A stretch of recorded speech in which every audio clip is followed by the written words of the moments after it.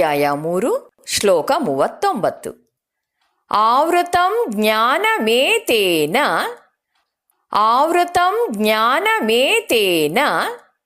ಜ್ಞಾನಿನೋ ನಿತ್ಯವೈರಿಣ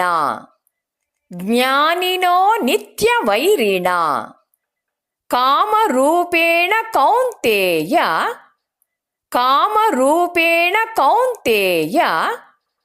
ದುಷ್ಪೂರೇಣಾನಲೇನ ಚ.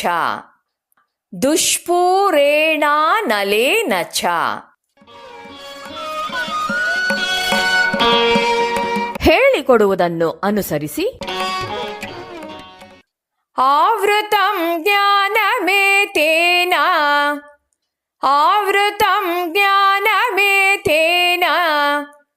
ಜ್ಞಾನಿನೋ ನಿತ್ಯವೈರಿಣ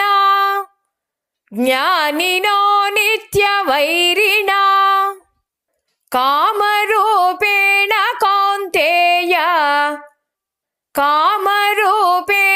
ಕೌಂತೇಯ ದುಷ್ಪೂರೇಣಾನಲೇನ ಚ.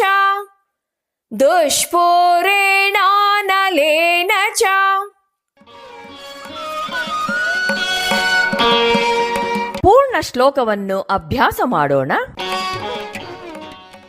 ಆವೃತಂ ಜ್ಞಾನಮೇತೇನ ಜ್ಞಾನಿನೋ ನಿತ್ಯವೈರಿಣ ಕಾಮರೂಪೇಣ ಕೌಂತೇಯ ದುಷ್ಪೂರೇಣಾನಲೇನ ಚ.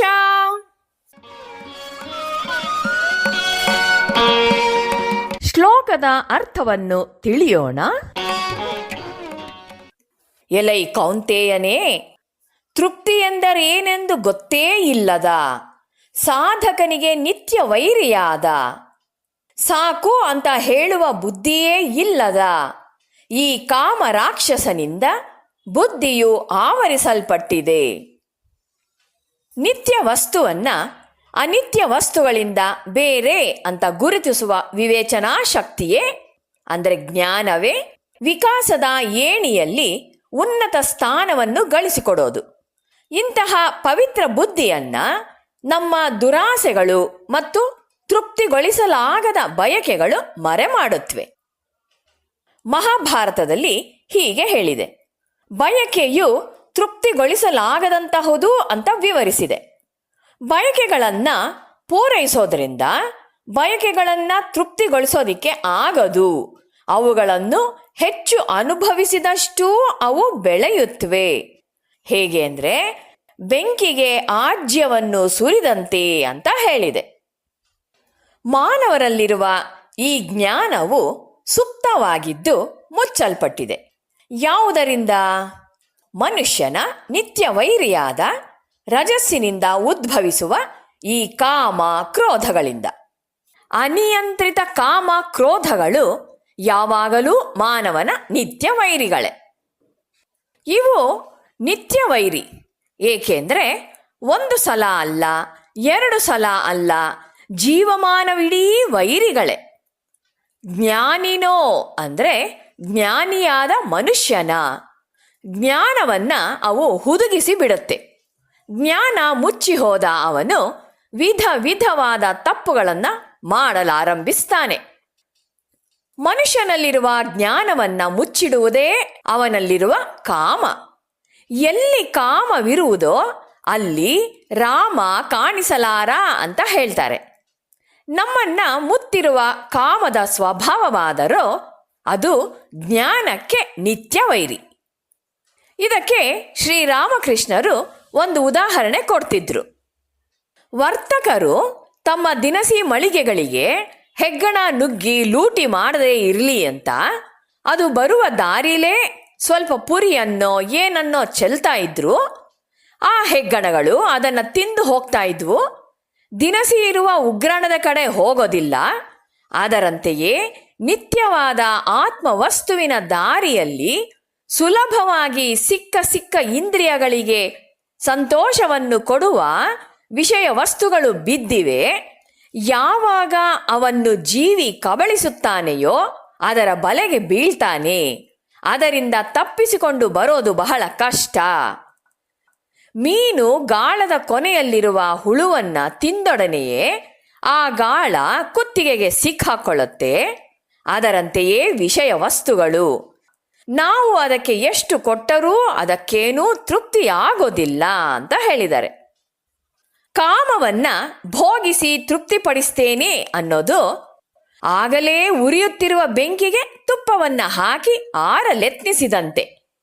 ಅದು ಆರೋ ಬದಲು ಇನ್ನೂ ಹೆಚ್ಚಾಗಿ ಹೊತ್ತಿಕೊಳ್ಳುತ್ತೆ. ಬಯಕೆಗಳನ್ನ ತೃಪ್ತಿಪಡಿಸ್ತಾ ಹೋದಂತೆಲ್ಲ ಆ ಸಂಸ್ಕಾರ ಮತ್ತೂ ಬಲವಾಗ್ತಾ ಇರುತ್ತೆ. ಜ್ಞಾನ ವೃದ್ಧಿಯಾದರೆ ಮಾತ್ರ ಅದು ಅಜ್ಞಾನದ ಗರ್ಭದಿಂದ ಸೀಳಿಕೊಂಡು ಬರಬಹುದು. ಜ್ಞಾನವನ್ನ ವೃದ್ಧಿ ಮಾಡ್ಕೊಳ್ಬೇಕಾದ್ರೆ ಅದಕ್ಕೆ ವಿರೋಧಿಯಾದ ಕಾಮದಿಂದ ದೂರ ಇರಬೇಕು. ಆಗ ಮಾತ್ರ ಸಾಧ್ಯವಾಗತ್ತೆ.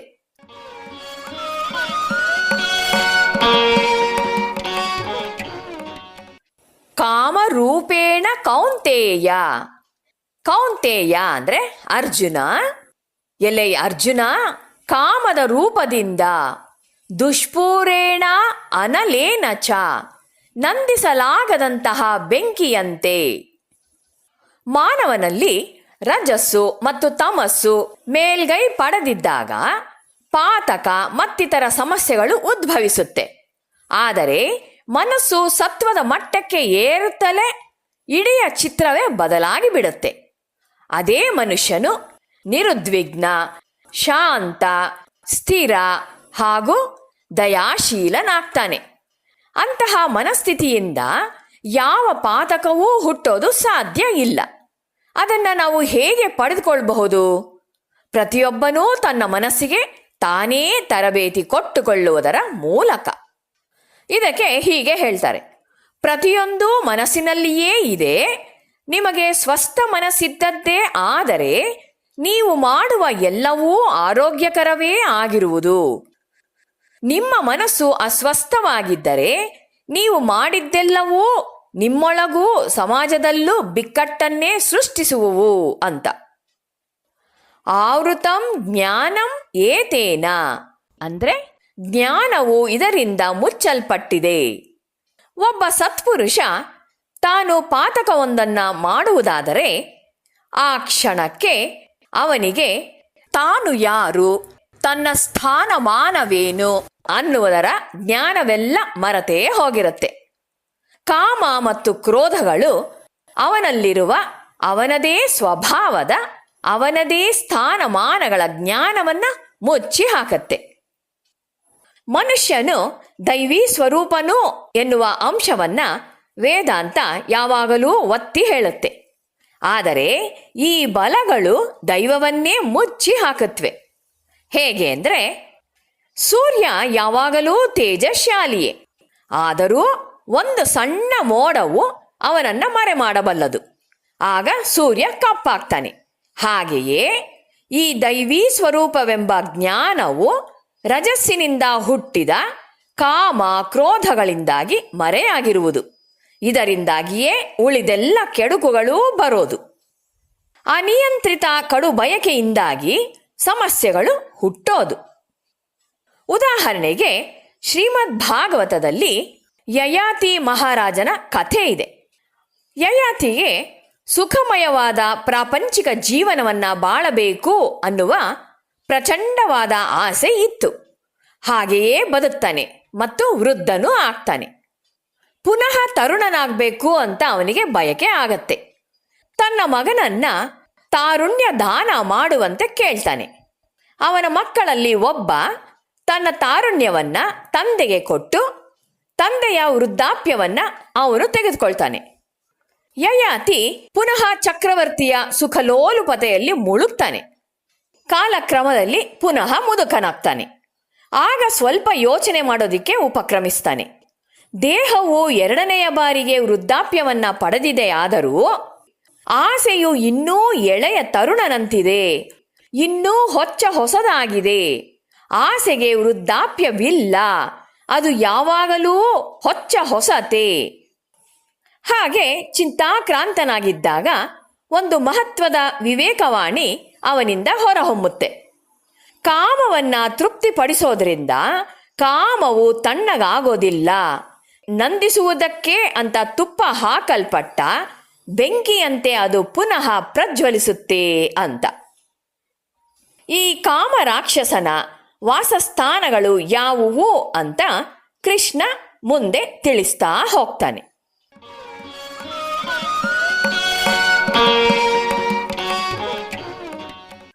ಗೀತೆ ಮಾನವನಿಗೆ ಕೇವಲ ನಿನ್ನ ಆಸೆಯನ್ನು ನಿಗ್ರಹಿಸಿಕೋ ಅಂತ ಹೇಳೋದಿಲ್ಲ, ಬದಲಿಗೆ ನಿನ್ನ ಆಸೆಯನ್ನು ಸ್ವಲ್ಪ ಮೇಲಿನ ಸ್ತರಕ್ಕೆ ಏರಿಸು ಅಂತ ಹೇಳುತ್ತೆ. ಮಾನವನಲ್ಲಿ ಈ ಇಂದ್ರಿಯಗಳ ತಹತಃ ಮತ್ತು ಅವುಗಳ ತೃಪ್ತಿ ಇದೇ ಅತ್ಯುತ್ತಮ ಸ್ಥಿತಿ ಅಲ್ಲ. ಇಂದ್ರಿಯಗಳ ಮಟ್ಟವನ್ನು ಮೀರಿ ಮಾನವ ಎತ್ತರಕ್ಕೆ ಬೆಳೆಯಬಲ್ಲ. ಗೀತೆ ಅವನನ್ನು ಶುಷ್ಕ ತಪಸ್ವಿಯನ್ನಾಗಿಸೋದೂ ಇಲ್ಲ. ಆದರೆ ನೀನು ಗೆಲ್ಲುವುದಕ್ಕೆ ಇನ್ನೂ ಅನೇಕ ಔನ್ನತ್ಯಗಳಿವೆ, ಇದೇ ಸ್ತರದಲ್ಲಿ ಅಂಟಿಕೊಂಡು ನಿಲ್ಲಬೇಡ ಅಂತ ಹೇಳುತ್ತೆ. ಮಾನವ ಸಾಧ್ಯತೆಗಳ ಬಗ್ಗೆ ಹೀಗೆ ಹೇಳ್ತಾರೆ.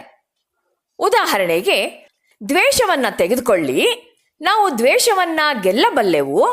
ದ್ವೇಷ ಸಹ ಒಂದು ಮಾನವ ಸಾಧ್ಯತೆಯೇ. ಅದನ್ನು ನಿಯಂತ್ರಿಸಿಕೊಳ್ಳುವುದೂ ಒಂದು ಮಾನವ ಸಾಧ್ಯತೆ. ಅದೇ ರೀತಿ ಆಸೆ, ಕಡುಬಯಕೆ ಅದೊಂದು ಮಾನವ ಸಾಧ್ಯತೆ. ಅದನ್ನು ನಿಯಂತ್ರಿಸಿ ಅದರ ಶಕ್ತಿಯನ್ನ ಮೇಲಿನ ಸ್ತರಕ್ಕೆ ಪರಿವರ್ತಿಸುವುದೂ ಒಂದು ಮಾನವ ಸಾಧ್ಯತೆ.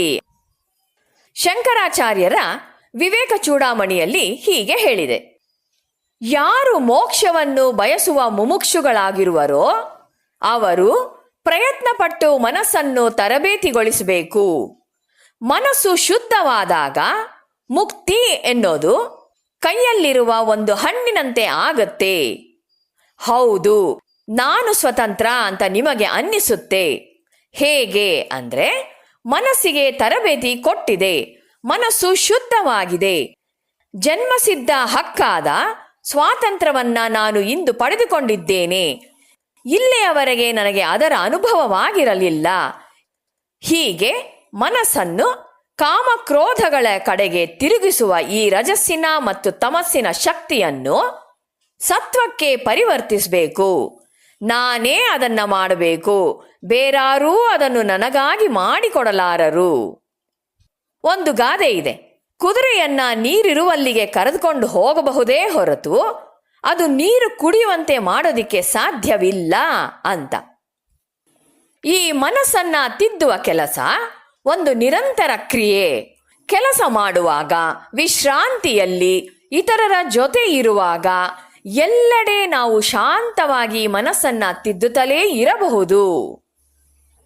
ನಮಗೆ ಇನ್ನೂ ಅದರ ಅವಶ್ಯಕತೆಯೇ ಅರಿವಾಗಿಲ್ಲ. ನಮ್ಮ ಒಳಗಿನ ಪ್ರಕೃತಿ ನುಗ್ಗಿಸಿದ ಹಾಗೆ ನಾವು ಸುಮ್ಮನೆ ನುಗ್ಗುತ್ತಾ ಇದ್ದೇವೆ. ಮನಸ್ಸು ಹೇಳಿದ ಹಾಗೆ ಮಾಡ್ತಾ ಇದ್ದೇವೆ.